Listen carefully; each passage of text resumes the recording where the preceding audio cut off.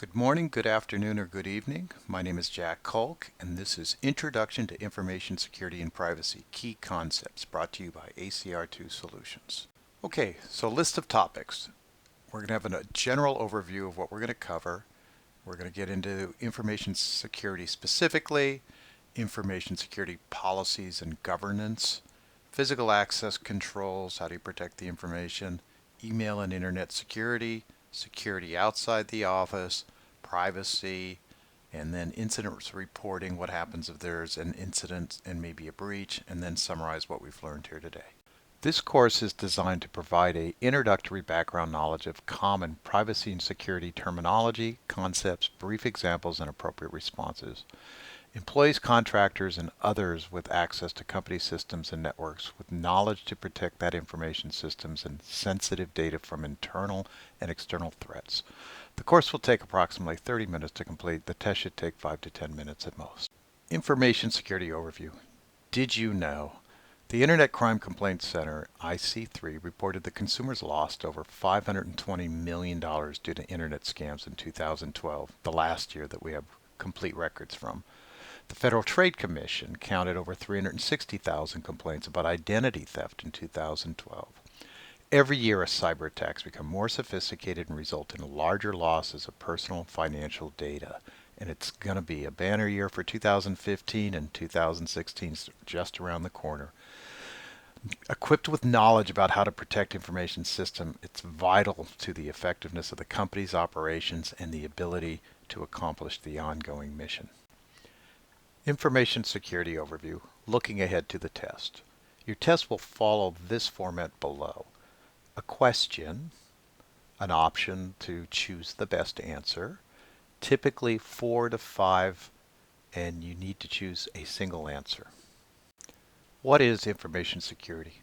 Information security, IS, the protection of information and information systems from unauthorized access, use, disclosure, disruption, modification, or destruction in order to provide confidentiality, integrity, and availability.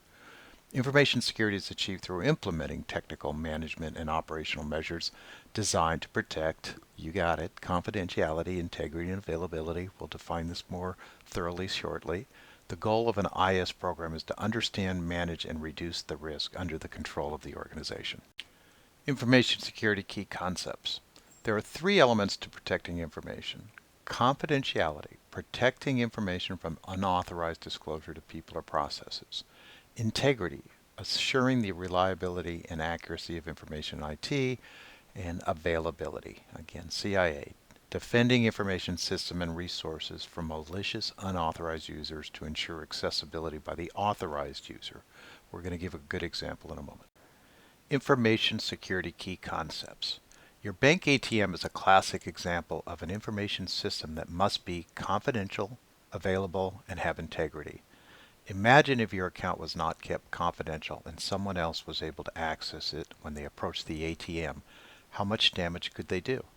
Imagine if your bank's ATM was rarely available when you needed it.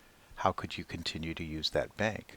And lastly, imagine if every time you went to the ATM, the balance it displayed was inaccurate.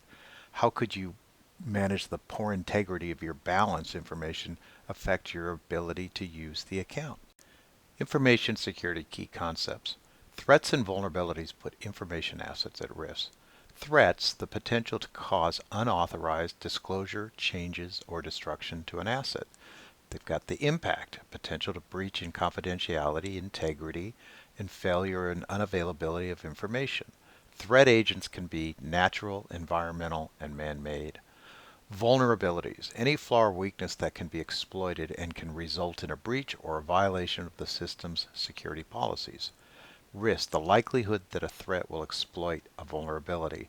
For example, a system may not have a backup power source, hence it is vulnerable to a threat such as a thunderstorm, which creates a risk. Information security key concepts. Security controls or safeguards. They are the policies, procedures, the software, hardware, combined with best practices and designed to manage risk and protect IT assets. Common example of controls include security awareness and training programs like this one, physical security, guards, badges, fences, and restricting access to information systems that contain sensitive information. Information security policy and governance. Why we need to be trained and be aware of the policies and the best practice is not just academic. The privacy and security go back to specific regulations, as seen above, such as the Privacy Act of 1974 and the security rules and regulations starting in the 1990s, such as HIPAA privacy and the Klinger-Cohen Act of 1996. The National Institute of Standards and Technologies, known as NIST, is charged with creating the standards and guidelines to meet these laws for the federal government, but is also involved in recommendations to industries, especially critical infrastructure industries, but also the industries that support the government. Okay, so now we're going to get into specific areas. We're going to start out with physical access controls. Physical access controls. There are many ways to organize the controls and too many to cover in this course, so we selected those which can have large benefits for most organizations and individuals immediately. Password protection. A strong password for your network account and other applications is a basic protection mechanism. While it's tempting to create an easy or generic password, easy to remember, it's not very secure. Tool rules for strong passwords. Create a password of at least 8 and ideally 12 to 16 in length, and passwords should contain at least one of each of the following types of characters: capital letters, lowercase letters, numbers, and special characters. Physical access controls. Having trouble remembering passwords? Use a passphrase. Use the initials of a song or a phrase to create a unique password. Example: I'm not going to take it anymore becomes capital ING 2 TIAM exclamation point. Commit passwords to memory. If you're still having trouble, then write it down and keep it in a secure place, like your wallet. Do not store written passwords near your computer or on your desk. Physical access controls.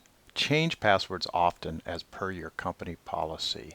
Many systems will force a password change whether you like it or not. Change passwords immediately if you suspect it's been compromised. Create a different password for each system or application. Again, this can be tricky. Mnemonics, many people have different endings. Do not use generic information that can be easily obtained, like family member names, pet names, birth dates, phone numbers, vehicle information, etc. Never share your password with anyone. Physical access controls. Moving on from passwords. Tailgating.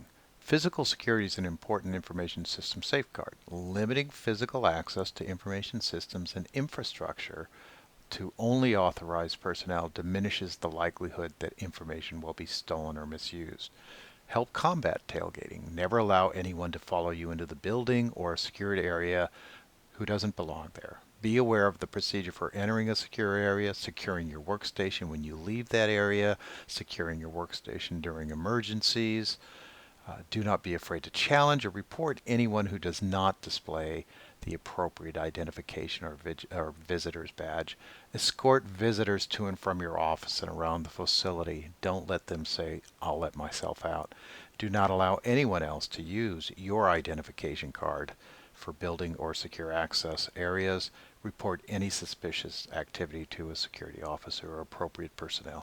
Physical access controls continued. Physical security protection tips. Session lock your computer when not in use.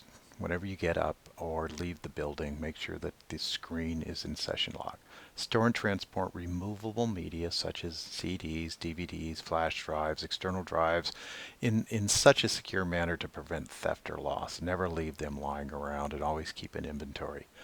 Only connect company authorized removable media devices. Don't connect something that you find in the parking lot to your company computer.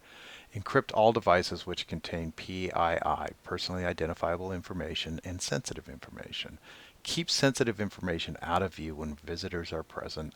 This includes monitors, but also paper with sensitive information on it. And quickly retrieve faxes when they're sent to you, if you still get faxes. Many times they come through the email these days. Always confirmed with the recipient if it's a physical fax or when you print something that you actually got it.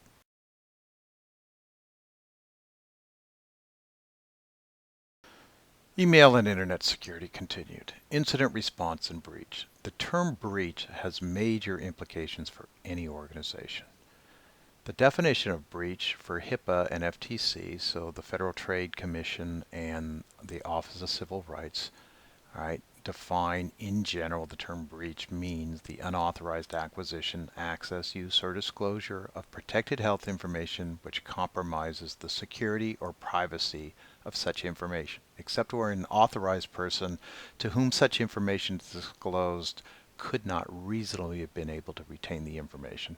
There are some exceptions, but let's focus more on ways to avoid.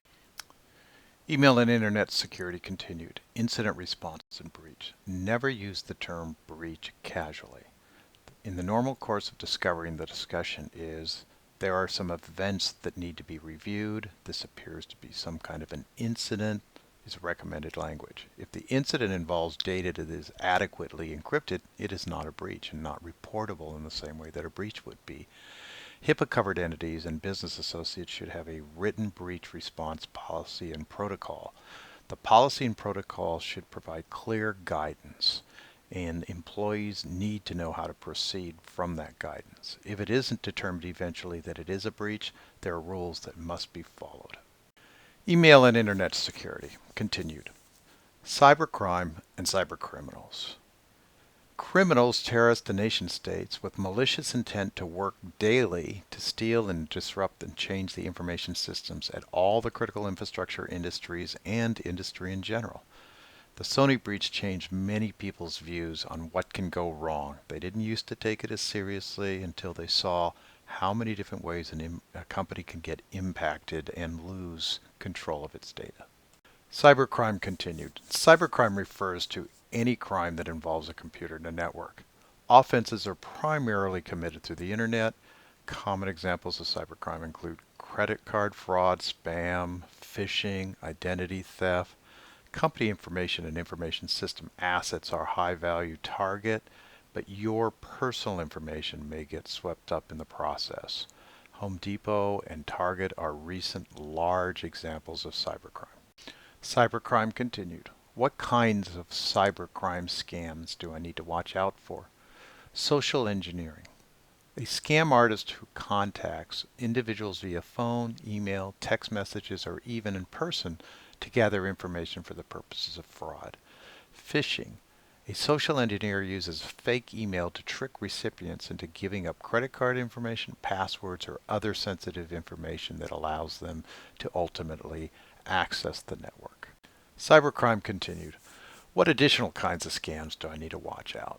There's some that are very similar, but enough different that there's different terms for them. Smishing, similar to phishing, see previous. A social engineer sends a fake SMS text message to your cell phone announcing you've won. Well, you haven't won. And then pretexting, all right? When a social engineer impersonates someone with authority, so pretext, pretend, and creates a fake scenario to trick unsuspecting individuals into sharing private or sensitive information. Target, one more time, $148 million is a large cybercrime, and that's just to date. Social engineering. These individuals to the right may look trustworthy, but in fact are sophisticated cybercriminals. Or they could be. They use social engineering techniques to obtain your personal information, access sensitive company information, and even steal your identity. Every year at Black Hat Security Conference, a social engineering contest is held, and it's amazing what they're able to achieve. Social engineering defined.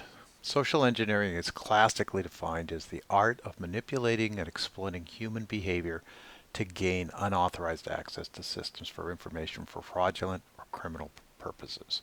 Social engineering attacks are more common and more successful than computer hacking attacks against the network. Social engineering continued. Social engineering attacks are based on natural human desires and traits like trust, desire to help, desire to avoid conflict, fear, curiosity, innocence and carelessness, typically caused by lack of training, figure into it. Social engineers will gain information by exploiting the desire of humans to trust and want to help each other. So who are the targets of social engineers? Social engineers want any information or items that will give them access to a company's system or the company's facilities. Common targets are passwords, security badges, access to secured areas of the building, uniforms, smartphones, wallets, employees' personal information. Social engineers will gain information by exploiting the desire of humans to trust and help each other, as we've said before. Email and internet security, phishing attacks. Phishing is a social engineering scam whereas intruders seek to access your personal information or passwords by posing as legitimate business organizations with legitimate reasons to request the information. Commonly, an email or a text alerts you to a problem with your account, asks you to click on a link, provide information to correct the situation. These emails look real and often contain the organization's logo and trademarks. The URL in the email resembles a legitimate website address, for example, Amazons.com. Notice there's an extra S. Spear phishing is an attack that targets a specific individual or business. They're very sophisticated. This email is addressed to you and appears to be sent from an organization you know and trust. Sometimes Federal Express, UPS are very common. Whaling is a phishing or spear phishing attack aimed at a senior official in the organization. Phishing examples. The impact of social engineering and phishing can't be overemphasized. Phishing emails often appear to be legitimate. Take a look at these real-life examples. Better Business Bureau complaint. Executive receives an email that looks like it comes from the Better Business Bureau.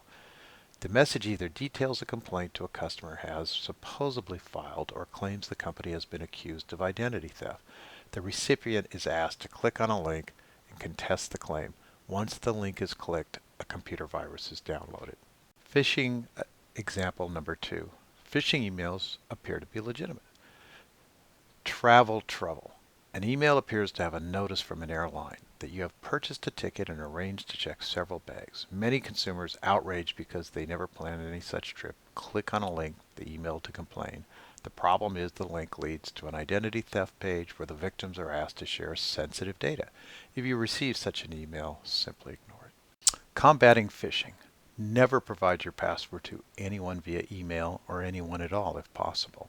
Be suspicious of any email that requests personal information, contains spelling and grammatical errors, i.e. it's probably from someone not from your country, asks you to click on a link, is unexpected, or from a company or organization from whom you do not have a relationship.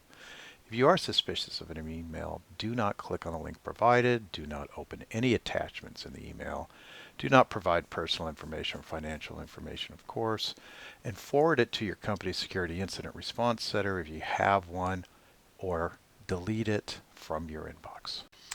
Identity theft. Did you know the Federal Trade Commission estimates that 9 million people have their identity stolen every year in the U.S.? Identity thieves use names, addresses, social security numbers, and financial information of their victims to obtain credit cards, loans, bank accounts for themselves.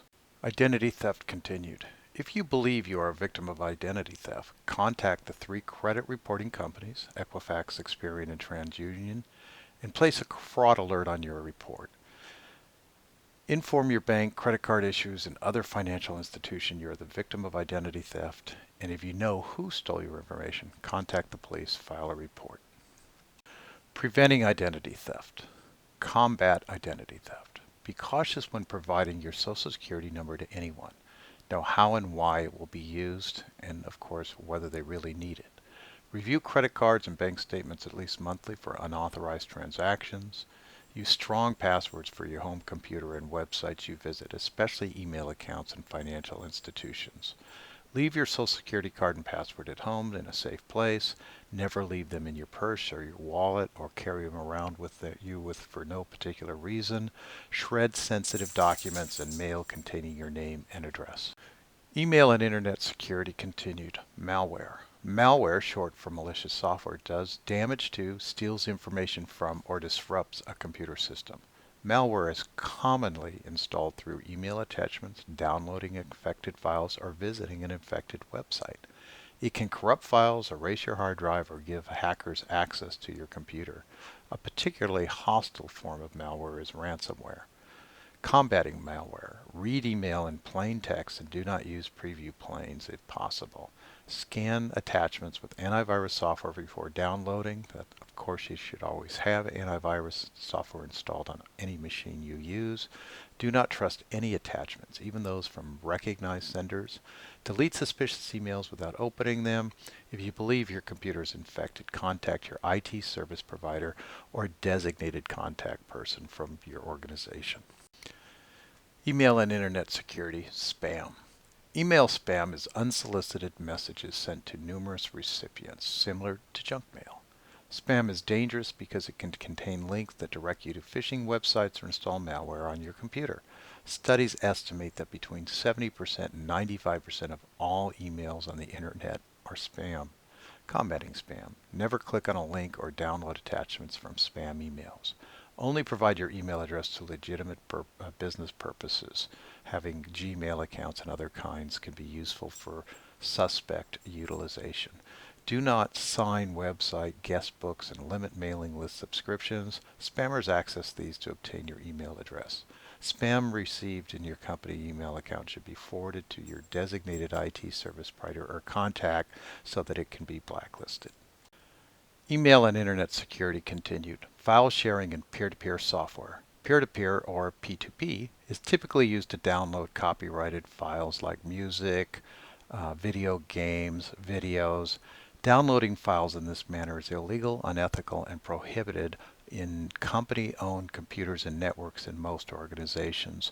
However, some P2P software may be necessary to meet business needs, but only in accordance with policies or permission from the CIO of your organization or your manager. The emergence of cloud sharing or hosting sites continue to blur the line. For example, read below about the Swiss-German file hosting service RapidShare.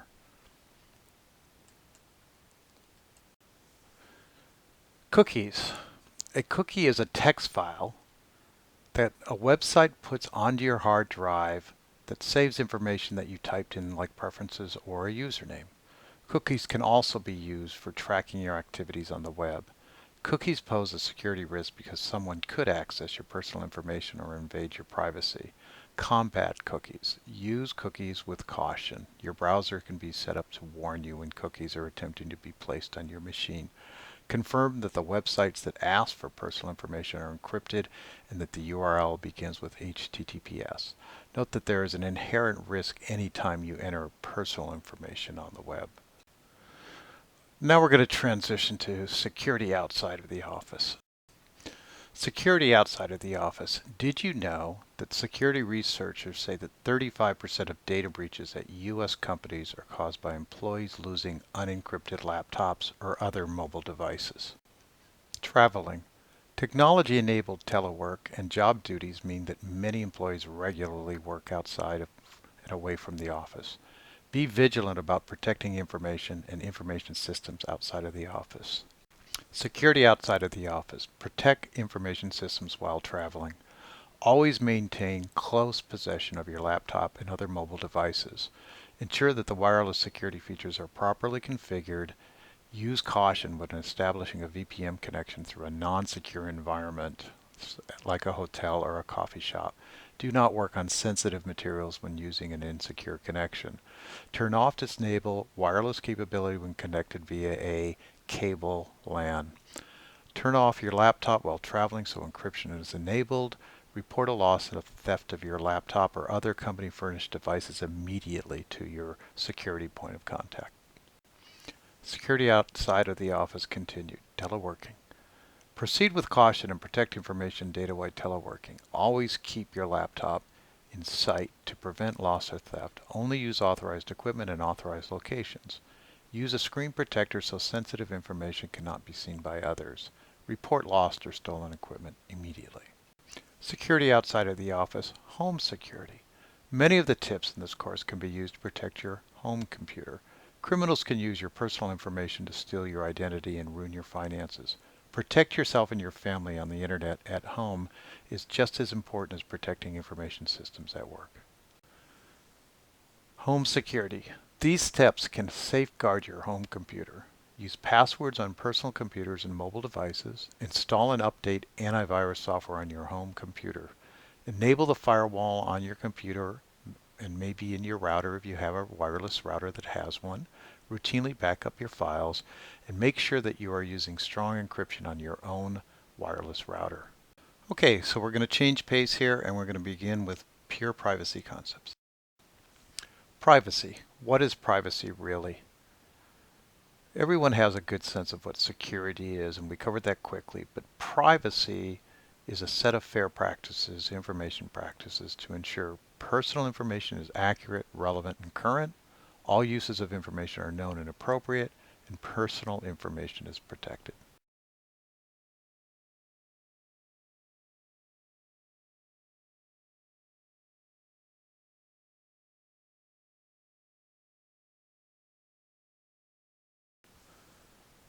Privacy continued. What is privacy? Protecting protected and personal information is essential to your organization.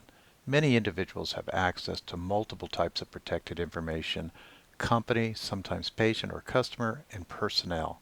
Successfully achieving the company's mission depends on protecting personally identifiable information from loss, theft, or misuse. Privacy continued. Personally identifiable information. Personally identifiable information, PII, can be used to distinguish or trace someone's identity or can be linked to a specific individual. Any such item of information can be PII'd, including sensitive data, medical, financial, or legal information, neutral information, names, facial photos, work address, or contextual information, file folders for a specific health condition that contains a list of treated patients.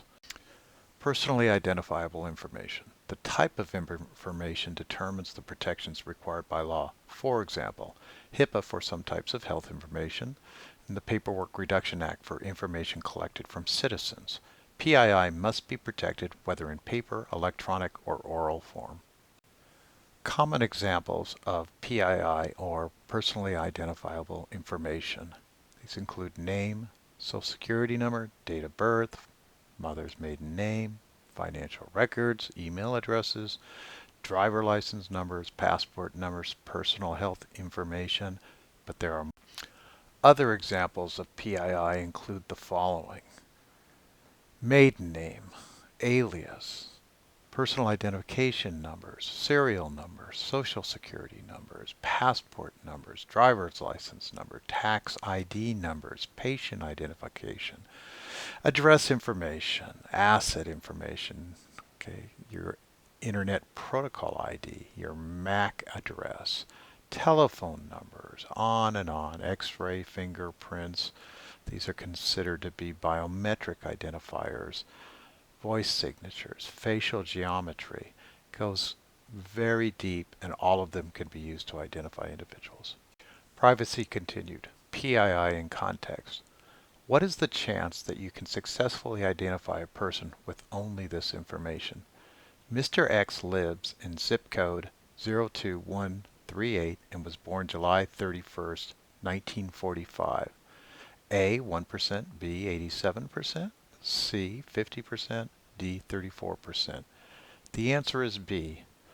Read the rest of the story and look it up online if you're interested. Privacy. The concept of spillage. Spillage is the improper storage, transmission, or processing of PII. Combating spillage. Share information on a need-to-know basis only. Never access PII unless authorized to do so to perform your job. Only store PII on encrypted devices if possible. Encrypt emails and double-check that the recipient's name is correct before sending. When faxing PII, confirm that you have the correct fax number and follow your fax policy, which may require calling to confirm receipt. Privacy continued. Roles and responsibilities of personnel. As a member of the workforce, you are responsible for following the privacy policies and procedures of your company. Your company's privacy policies should require you to report suspected privacy violations or incidents, shred documents containing PII or put them in the appropriate receptacles, never place them in the regular trash, and contact the IT company responsible for proper disposal of equipment like copy machines, faxes, and computers if you don't have an internal group. Roles and responsibilities continued. Additionally, your company's privacy policies and procedures should require you to Collect, use, and disclose personal information only for reasons that are a legitimate job function, supported the mission of the company, and are allowed by law. Access information only for authorized purposes, and safeguard personal information in your possession, whether it be in paper or electronic format. Privacy continued. Consequences of privacy violations. Privacy violations can result in severe consequences for you, including discipline, fines, and potentially imprisonment. It's a criminal offense to use healthcare information for personal gain. PII must be protected at all times, even if the individual information cannot be used singularly to identify them.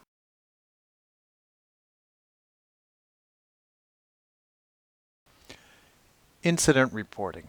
Privacy and data incidents. Privacy and data incidents can result in inability for the company to fulfill its mission, disruption of day-to-day operations, damage to the reputation of the company, and harm to the individual's health or financial status. In the case of data being lost, stolen, or misused, it is important to respond appropriately and quickly. A prompt and correct response could limit the severity of the incident and protect privacy of the individuals. Incident reporting continued. Common privacy scenarios. Privacy incidents most often occur when loss, damage, theft, or improper disposal of equipment, media, or papers containing PII. Accidentally sending a report containing PII to a person not authorized to view the report, or sending it in an unprotected manner, e.g. unencrypted. Allowing an unauthorized person to use your computer or credentials to access PII. It is important to make sure you have your computer with password protection. Privacy common scenarios continued. Privacy incidents most often occur from discussing work-related information such as a person's medical records in a public area, or accessing the private records of friends, neighbors, celebrities, etc. for casual viewing. This can lead to criminal charges. Any security situation that could compromise PII, e.g. virus, phishing, email, social engineering attacks. Incident reporting continued. Report an incident. Do not investigate the incident on your own. Immediately report suspected incidents, especially those that could compromise PII, regardless of whether it is in electronic, paper, or oral format.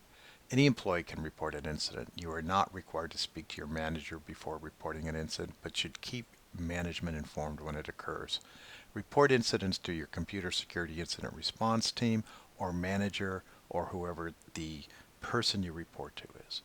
And we're almost done. Summary. Summary of objectives. You should now be able to define information system security, identify federal regulations that mandate the protection of IT assets, understand your company's IT security concerns and practices, or the direction they are moving towards. Understand personal responsibility to protect information systems, recognize threats to information systems and privacy, identify best practice to secure IT assets and data in and out of the office, define privacy and personally identifiable information, PII, and identify the correct way to respond to a suspected or confirmed security or privacy incident. Congratulations! You have now completed the Security and Privacy Awareness Overview. It's now time to take your exam. Simply return to the main menu, choose the appropriate exam. If you complete the adequate score, you will get a certificate. If not, review the materials and try again. Good luck!